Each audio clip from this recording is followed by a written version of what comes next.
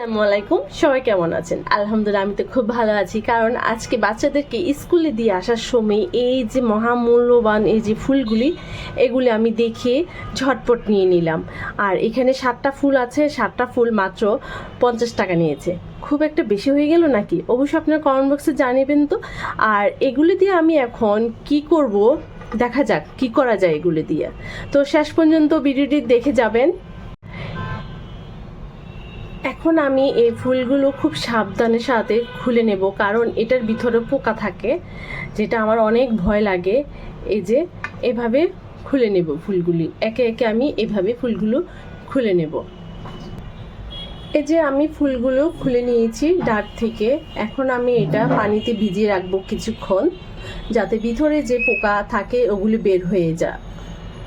পানিতে ভিজিয়ে রেখেছি, আর সামান্য একটু লবণ দিয়ে দিব যাতে পোকাগুলো সব বের হয়ে যায়। 5 মিনিটের মতো চুবিয়ে রাখলাম লবণ পানিতে। আমি এখানে বেসন, একটু হলুদ, একটু মরিচ, একটু জিরে গুঁড়ো আর একটু গরম মশলা আর স্বাদ মতো লবণ দিয়ে দিয়েছি। এখন পরিমাণ মতো পানি দিয়ে এটা গুলিয়ে নেব। চামচের সাহায্যে আমি এটা গুলিয়ে নেব।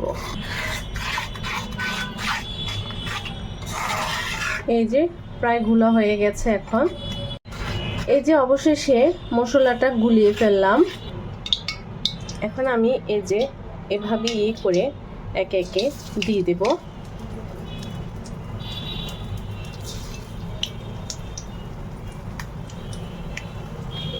ভালো করে এভাবে ছুবিয়ে এখন আমি দিয়ে দিব একে একে। আছে এটা করতে হবে, আঁচটা বাড়িয়ে দিলে এটা পুড়ে যাবে। তো এখন আমি এটা এক পাট উল্টিয়ে দেব। এইভাবে খুব সাবধানে সহকারে উল্টাতে হবে, যাতে হাতে মুখে তেল না ছিটকিয়ে পড়ে। আমার তো আবার অভ্যাস আছে তেল একটু না একটু ছিটকাবে আমার হাত পায়ে। তো এভাবে খুব সাবধানের সাথে উল্টিয়ে দেব। এখন আমি এগুলি একে একে সব কিছু উঠিয়ে নেব।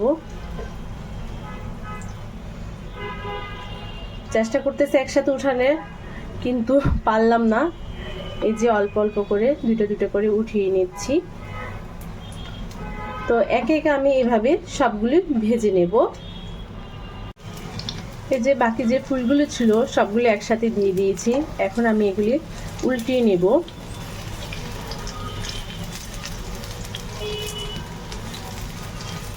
একটু চালের গুঁড়ো দিলে একটু মচমচে হয়, কিন্তু আমার কাছে চালের গুঁড়ো ছিল না বিদায় আমি দিতে পারলাম না।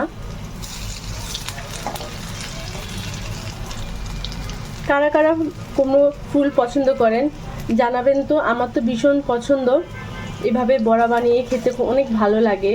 আর বাইরে বৃষ্টি হচ্ছে, আর এই ওয়েদারে যদি এরকম মচমচে মচমচে বলে ভুল হবে, মোটামুটি হয়েছে, মচমচ দেখা যাচ্ছে যে মচমচ হয়েছে।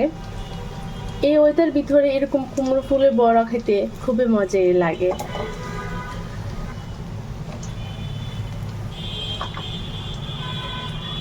এই যে একে একে এখন আমি এগুলি উঠিয়ে নিচ্ছি।